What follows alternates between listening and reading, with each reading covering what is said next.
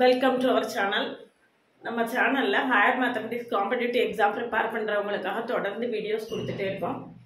பார்த்திங்கன்னா இந்த வருஷம் 2024 ஆரம்பித்து 6 மாதம் ஆகுது. 6 மாதத்தில் இந்த காம்படிட்டிவ் எக்ஸாம்ஸோடைய போக்கு எப்படி இருக்குது, இந்த காம்படிட்டிவ் எக்ஸாம் ப்ரிப்பேர் பண்ணுறவங்களுடைய மனநிலை எப்படி இருக்குது, அதுக்கு என்ன தீர்வு அப்படிங்கிறது விஷயமா தான் இந்த வீடியோவில் வந்து டிஸ்கஸ் பண்ண போகிறோம். இதில் பார்த்தீங்கன்னா ஜனவரி மாதம் நடக்கிறதா இருந்தால் யூஜிடிஆர்பி வந்து பிப்ரவரி மாதம் நடந்தது.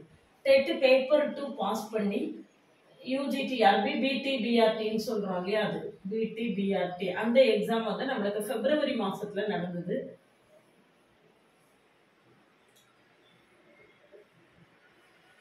அந்த பிப்ரவரியில் நடந்த எக்ஸாம் வந்து நம்மளுக்கு ஏப்ரல் மாதம் ரிசல்ட் வந்தது.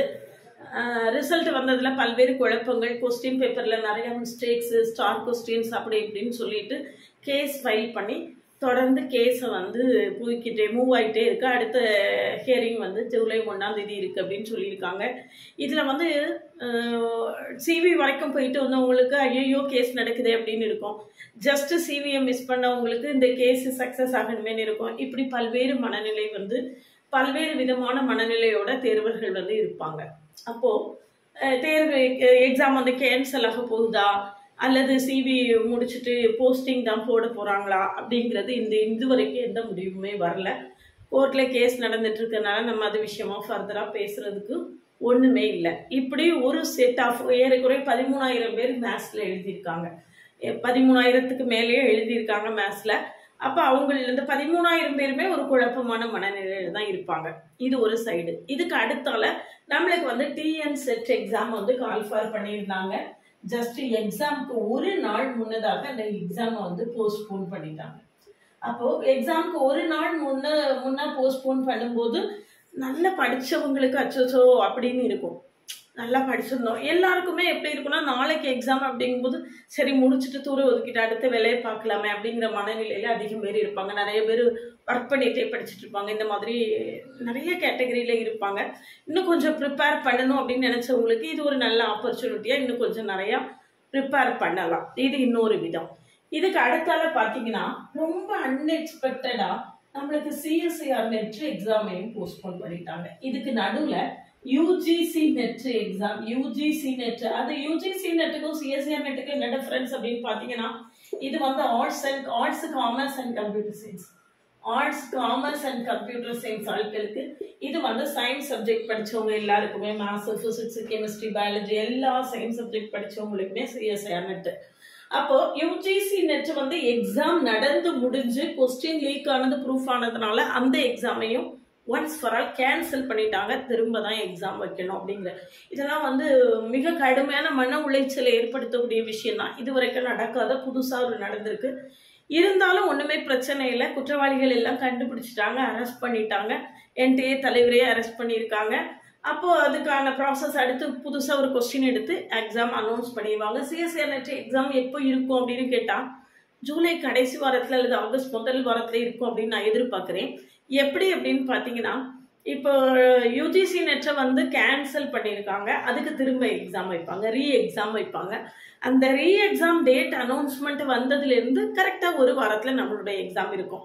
சிஎஸ்ஐஆர் நெட்டும் பார்த்தீங்கன்னா எக்ஸாமுக்கு 2 நாள் முன்னால் அந்த எக்ஸாமை வந்து போஸ்ட்போன் பண்ணிட்டாங்க. அதுவும் ஹைலி அன்எக்ஸ்பெக்டட். இதுக்கு நடுவில் நீட் எக்ஸாம்லேயும் நிறைய குளறுபடிகள், அதுலேயும் பிரச்சனைகள், அதெல்லாம் மெதுவாக சால்வ் பண்ணிட்டு இருக்காங்க. ஒட்டு மொத்தமாக என்டிஏல ஏதோ ஒரு குழப்பம், அதை வந்து மெதுவாக சரி பண்ணிட்டு இருக்காங்க அரசாங்கம். டெய்லி நீங்கள் பேப்பர் வாசிச்சிங்க, நியூஸ் எல்லாம் பார்த்தீங்கன்னா தெரியும். மெதுவாக சரி பண்ணிட்டு இருக்காங்க. எல்லாமே ஓரளவுக்கு ஆகஸ்ட் மாதத்துக்குள்ள எல்லாமே சரியாகி ஒரு நார்மல் மோடுக்கு நம்ம திரும்புறதுக்கான வாய்ப்புகள் இருக்குது அப்படின்னு நான் எதிர்பார்க்குறேன். அதில் பார்த்தீங்கன்னா யூஜிசி நெட் எப்போ அனௌன்ஸ்மெண்ட் வருது, டேட் எப்போ டேட் சொல்கிறாங்க அப்படின்னு பார்க்கணும். அந்த யூஜிசி நெட்டு சொன்னதுலேருந்து கரெக்டாக ஒரு வாரத்தில் சிஎஸ்ஐஆர் நெட் இருக்கும். ஏன்னா ஏற்கனவே நம்மளுக்கு அவ்வளோ டிஃப்ரென்ஸில் தான் எக்ஸாம் இருந்தது. அதனால நம்மளுக்கு வந்து நிச்சயமாக எக்ஸாம் வந்து டிசம்பரோட சேர்ந்து மெர்ஜ் பண்ணிடுவாங்களோ அப்படின்லாம் யோசிக்கிறதுக்கு வழி இல்லை. ஒரு மாதத்துக்குள்ள திரும்ப எக்ஸாம் இருக்கும். இதில் நான் சொல்ல வரக்கூடியது என்ன அப்படின்னு கேட்டிங்கன்னா, இதுக்கு அடுத்தால நம்மளுக்கு மே மாதத்தில் பிஜிடிஆர்பி எக்ஸாம் அனௌன்ஸ்மெண்ட் வந்து மே மாதத்தில் வர்றதாக சொல்லியிருந்தாங்க. கிட்டத்தட்ட ஜூன் முடிய போகுது, இது வரைக்கும் வரல. ஆகஸ்ட்ல வரலாம் அப்படிங்கிற மாதிரி சொல்லிட்டு இருக்காங்க. அதனாலதான் நான் ஏற்கனவே சொன்ன மாதிரி இந்த குழப்பங்கள் எல்லாமே நம்மளுக்கு ஆகஸ்ட் மாதத்துக்குள்ள எல்லாமே சரியாயிடும், ஒரு நார்மல் மோடுக்கு நம்ம திரும்புவோம் அப்படின்னு சொல்லிட்டு. அதனால நான் வந்து இந்த எக்ஸாம் அட்டன் பண்ண எக்ஸாம்காக ப்ரிப்பேர் பண்ணிட்டு இருக்கக்கூடிய இந்த ஆஸ்பிரன்ஸ்க்கு நான் சொல்ல வரக்கூடியது என்ன அப்படின்னா, இது ஒரு ஷார்ட்டான ஒரு ஹடில் தான், ஒரு ஷார்ட் டேர்ம் ஹடில். இதை ஓவர் கம் பண்ணணும். இதை வந்து போச்சு அதெல்லாம் போச்சு அப்படின்னு சொல்லிட்டு ஒரு தொய்வான மனநிலைக்கு, ஒரு விரக்தியான மனநிலைக்கு இந்த தேர்வர்கள் போகக்கூடாது. நிச்சயமாக அடுத்த எக்ஸாம் இருக்கு, இன்னும் நல்லா ப்ரிப்பேர் பண்ணலாம். இது வந்து இந்த எக்ஸாம் போஸ்ட்போன் ஆனது எல்லாத்தையுமே நான் உங்க எல்லாரையும் ஒரு கேள்வி கேட்கிறேன்.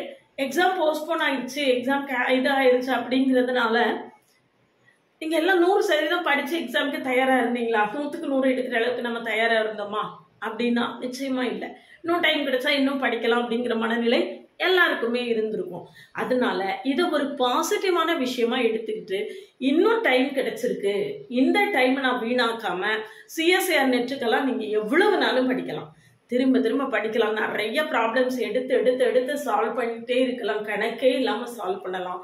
இந்த மாதிரியான சூழல்ல நான் உங்ககிட்ட சொல்லக்கூடியது, அந்த தொய்வடையக்கூடாது, அந்த தொய்வான மனநிலைக்கு போகாதீங்க, ஒரு விரக்தி மனப்பான்மைக்கு வராதீங்க. கட்டாயமாக ஆகஸ்டுக்குள்ள எல்லாமே சரியாயிடும், நார்மல் மோடுக்கு நம்ம வந்துருவோம்.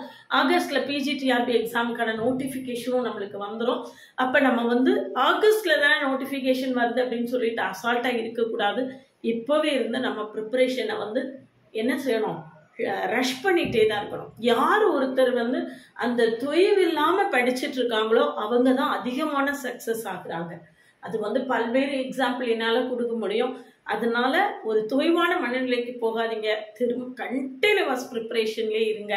தினமுமே படிங்க, தினமுமே ஒரு சர்டன் டைம் ஒதுக்கி படி. இந்த காம்படிட்டிவ் எக்ஸாம் ப்ரிப்பரேஷனுக்காக அப்படின்னு சொல்லிட்டு ஒரு சர்டன் டைம் ஒதுக்கி ப்ராக்டிஸ் பண்ணிட்டே இருங்க. நிறைய ப்ராக்டிஸ் பண்ணுங்க. தியரி பார்ட்டை வாசிச்சுட்டே இருங்க. பஸ் ட்ராவல் பண்ணும்போது கூட நீங்கள் ஒரு தியரி பார்ட்டை எடுத்து வாசிச்சுட்டே இருக்கலாம். அதனால கண்டினியூஸாக ப்ரிப்பேர் பண்ணுங்க. அந்த ப்ரிப்பரேஷனை விட்டுறாதீங்க அப்படிங்கிறது தான் திரும்புது. ஏன்னா ப்ரிப்பரேஷனை விட்டுட்டீங்க, டச்சு போயிடுச்சுன்னா சப்ஜெக்ட் மறந்துடும். ஒரு மாதம் நீங்கள் புக்கை தொடாமல் இருந்தீங்கன்னா போதும். ஒரு மாதமே வேண்டாம், ஒரு வாரம் 10 நாள் தொடாமல் இருந்தீங்கன்னா கூட 10 டெஃபினிஷன் மறந்து போயிடும். இதுதான் உண்மையான நிலைமை. அதனால கண்டினியூஸாக படிச்சுட்டே இருங்க, நிறைய ப்ராக்டிஸ் பண்ணுங்க. டெய்லி ஏதாவது ஒரு சின்ன சின்ன டாபிக் எடுத்து படிச்சுட்டே இருங்க. அனௌன்ஸ்மெண்ட் வந்ததுக்கு பிறகுதான் படிக்கணும் அப்படிங்கிற மனநிலைக்கு தயவு செய்து போகாதீங்க. அது மாதிரி பிஜிடிஆர்பி எக்ஸாம் இதில் வந்து TN SET, CSIR NET, UGTRB, PGTRB, இதில் வந்து கேட், ஐஐடி எக்ஸாம் எல்லாருக்கும் ஆன்லைன் மோட்ல கோச்சிங் கிளாஸஸ் நடத்திட்டு இருக்கேன். கிளாஸ்ல ஜாயின் பண்ண வில்லிங்க கான்டாக்ட் பண்ணுங்க. கிளாஸஸ் எப்படி இருக்குன்னு கமெண்ட்லயும் டிஸ்கிரிப்ஷன் லிங்க் கொடுத்துருக்கேன், போய் பார்த்துட்டு கிளாஸஸ் பிடிச்சிருந்தேன்னா ஜாயின் பண்ணுங்க. பிளேலிஸ்டையும் ஷார்ட்ஸையும் கட்டாயமா பாருங்க. அதுக்கு பிறகு கிளாஸ்ல ஜாயின் பண்ணுங்க. இந்த சிஎஸ்ஆர் நெட் ஐஐடி எக்ஸாம்லாம் ஒரு பர்டிகுலர் இன்டர்வெல்ல கரெக்டா வருஷம் நடந்துட்டே இருக்கு. இதை பத்தி நிறைய வீடியோஸ் கொடுத்துருக்கேன், அது எல்லாமே லிங்க்ல கமெண்ட்ல கொடுத்துருக்கேன். அது போய் பாருங்க, பார்த்துட்டு கிளாஸ்ல ஜாயின் பண்ணுங்க. யங்ஸ்டர்ஸ்க்கு எல்லாருமே நான் அட்வைஸ் பண்ணக்கூடியது, கேட்டு ப்ரிப்பேர் பண்ணுங்க, ஐஐடி ஜாம் ப்ரிப்பேர் பண்ணுங்க, சிஎஸ்ஆர் நெட் ப்ரிப்பேர் பண்ணுங்கன்னா நான் யங்ஸ்டர்ஸ்க்கு திரும்ப நான் அட்வைஸ் கொடுக்குறேன். அது வந்து இந்த லைஃப் வந்து வேற லெவல்ல செட்டில் ஆகும். அதனால அதுக்கு ப்ரிப்பேர் பண்ணுங்க. அது வந்து உங்களுக்கு ரொம்பவே ஹெல்ப்ஃபுல்லா இருக்கும். என்னுடைய OVM ஆப்பை டவுன்லோட் பண்ணிக்கோங்க. அதுல previous year questions, prescribed books எல்லாமே கொடுத்துருக்கேன். அதெல்லாம் நீங்க ஃப்ரீயா டவுன்லோட் பண்ணிக்கலாம்.